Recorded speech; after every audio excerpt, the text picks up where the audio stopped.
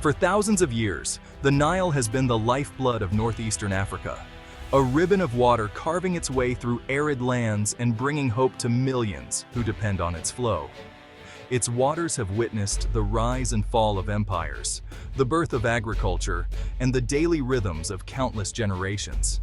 The river has shaped civilizations, sustained vast populations, and provided a sense of continuity in a region often marked by change and uncertainty. But on August 5, 2025, Egypt made a drastic and unprecedented move, sharply reducing the Nile's downstream flow from the Aswan High Dam, effectively cutting off its own primary water source in a desperate act of self-preservation. This bold action instantly escalated a simmering dispute into a full-blown regional crisis, sending shockwaves through governments and communities across northeastern Africa and the Middle East. Egypt's decision came after years of failed negotiations and mounting tensions over Ethiopia's rapid filling of the Grand Ethiopian Renaissance Dam, or GERD, a project seen by Ethiopia as vital for its development, but by Egypt as a direct threat to its water security. Egyptian leaders framed their action as a last-ditch effort to protect the dwindling reserves in Lake Nasser and to force the world to pay attention to what they describe as an existential crisis for their nation. Panic quickly gripped Egyptian cities as residents rushed to stockpile water and food, fearing shortages and uncertainty about the future. Meanwhile, satellite images revealed a shrunken, parched riverbed, an ominous symbol of the crisis unfolding and a stark warning of what could come if the situation remains unresolved. In Sudan, the impact was immediate and severe. Water plants reported dangerous drops in supply, threatening the health and livelihoods of millions who rely on the Nile for drinking water, farming, and daily life. The weaponization of the Nile's flow has fundamentally redefined water politics in the region, shifting the dynamic from cautious diplomacy to direct confrontation and raising fears of further escalation. The world now watches anxiously, waiting to see how Ethiopia and Sudan will respond to Egypt's high-stakes gambit, and whether outside powers will intervene to broker peace or fuel the conflict. The question facing the region is no longer just about how to share water, but how to avert a humanitarian catastrophe that could reshape the future of northeastern Africa for generations to come.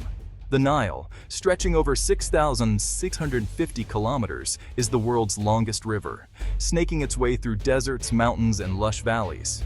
For thousands of years, it has been the lifeblood of civilizations, shaping the history and culture of the African continent. This mighty river is a vital resource for 11 countries, connecting diverse peoples and landscapes from the heart of Africa to the Mediterranean Sea. Its waters are shared by millions, making it a true artery of civilization. The Nile's most critical role is in Ethiopia, Sudan, and Egypt, where the Blue Nile alone supplies over 85% of the river's flow during the rainy season. These seasonal floods have sustained agriculture and life for generations, but also create challenges in managing the river's bounty. For Egypt, the Nile is life itself. Over 97% of its 110 million people depend on it for nearly all freshwater needs. The river supports cities, farms, and industry, and is woven into the daily routines and traditions of Egyptian society. Egypt's water supply is already below the international poverty line, making any reduction a direct threat to survival. With limited rainfall and few alternative sources, even a small decrease in Nile flow could have devastating consequences for food security and livelihoods. Sudan, sandwiched between Ethiopia and Egypt, relies on the Nile for agriculture and drinking water, but also hopes to benefit from the GERD's electricity and flood control. The river is essential for Sudanese farmers, and new infrastructure could bring both opportunities and risks. Ethiopia, the Blue Nile's source, sees harnessing the river as a sovereign right and a path out of poverty for its 120 million people.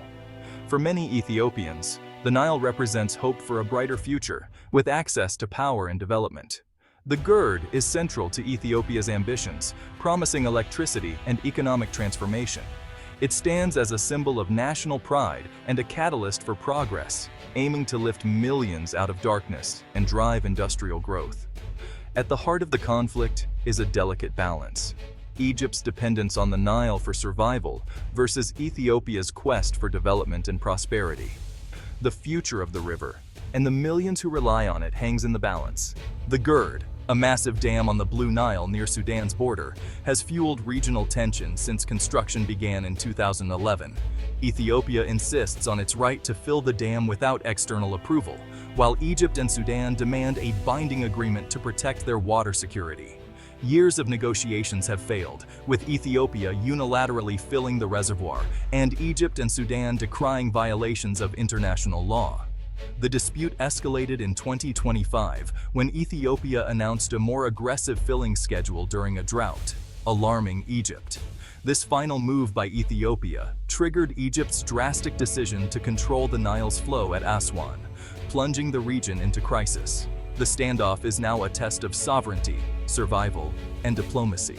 Egypt's shutdown of the Nile was presented as a last resort to protect national survival. Officials warned that Lake Nasser's levels were critically low, and continued outflow risked collapse of Egypt's agriculture and water systems. The move is a gamble, meant to force Ethiopia and the world to the negotiating table. Egypt's message: the era of unilateral action is over. Nile security is a red line. Domestically, Egypt launched water rationing and public awareness campaigns, but these measures can't replace the Nile. Internationally, Egypt is pushing its case at the UN and Arab League, arguing Ethiopia's actions violate international law. Egypt demands urgent intervention to prevent escalation into conflict. The world's response will determine if Egypt's gamble is seen as self-defense or recklessness. Ethiopia swiftly condemned Egypt's recent move, labeling it not only as an act of aggression, but also as a clear violation of international law. In response, the Ethiopian government placed its military forces on heightened alert, signaling its readiness to defend its interests and sovereignty if necessary. The tension between the two nations has reached a new level, with both sides watching each other's actions closely. For Ethiopia, the Grand Ethiopian Renaissance Dam is far more than just a massive infrastructure project. It stands as a non-negotiable symbol of national pride, unity, and hope for the future. The dam is seen as the key to electrifying the entire country, bringing power to millions who have lived without reliable electricity, and fueling economic growth and development across both urban and rural areas. Ethiopian officials maintain that the dam will not harm downstream nations. In fact, they argue it will benefit Sudan by regulating seasonal floods, improving water management, and providing more consistent water flow for agriculture. They emphasize that the GERD is designed with regional cooperation in mind, not confrontation. Ethiopian leaders accuse Egypt of clinging to outdated, colonial-era treaties that unfairly favor Cairo's interests.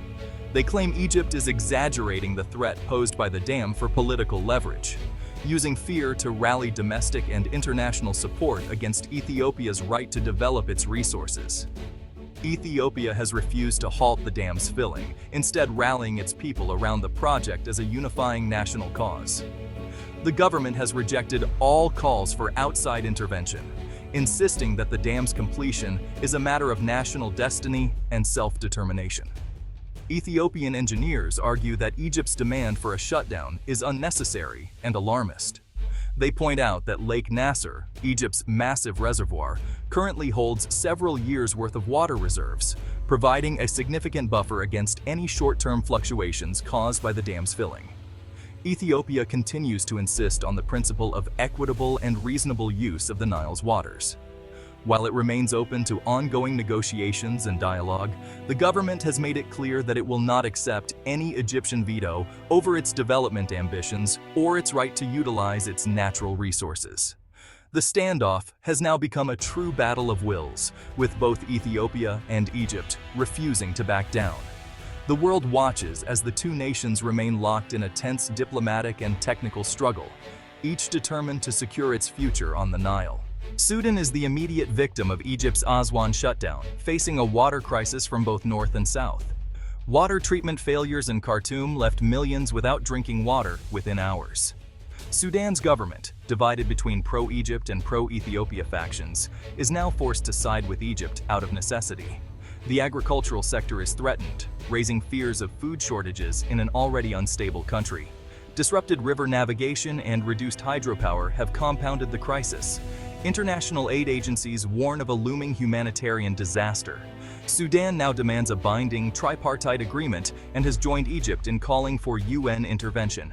Once a potential mediator, Sudan is now a primary victim, its fate tied to its neighbors' actions. Survival depends on pushing both sides toward compromise. The world is alarmed by the Nile crisis, fearing destabilization across Africa and the Middle East. The UN has called for de-escalation, but its power to enforce a solution is limited. Russia and China back Ethiopia, while the African Union's mediation efforts are under strain. The AU's credibility is at stake, as failure here could set a precedent for other African disputes. The US and EU urge restraint, balancing alliances with Egypt and hopes for Ethiopian stability. Western powers want to prevent military conflict, but their influence is limited. The Arab League sides with Egypt, while some African nations support Ethiopia's development agenda. The crisis has exposed deep divisions and complex alliances, paralyzing a unified response. For now, the world offers concern, not solutions. The Nile crisis is rooted in a century of colonial-era treaties that favored Egypt and ignored upstream nations like Ethiopia. Ethiopia's GERD challenges this status quo, asserting its right to a fair share of the river. The dam is both a political statement and a development project, symbolizing Ethiopia's refusal to be bound by outdated agreements. The conflict is now a proxy for wider regional rivalries, with outside powers backing different sides. This internationalization complicates resolution, raising the stakes for all involved. The Nile Basin is a test case for managing shared resources in an era of climate change and population growth. The outcome will set a precedent for water politics worldwide. Egypt's decision to shut off the Nile has plunged the region into crisis, with Ethiopia and Sudan caught in a dangerous standoff. Egypt fights for survival, Ethiopia for development. Sudan faces disaster. The dispute is shaped by history, shifting power, and failed diplomacy. The weaponization of water has set a perilous precedent, raising the risk of conflict. The humanitarian toll is mounting, and regional stability is at risk. The Nile's future, and that of millions, now hinges on whether these nations can move from confrontation to cooperation.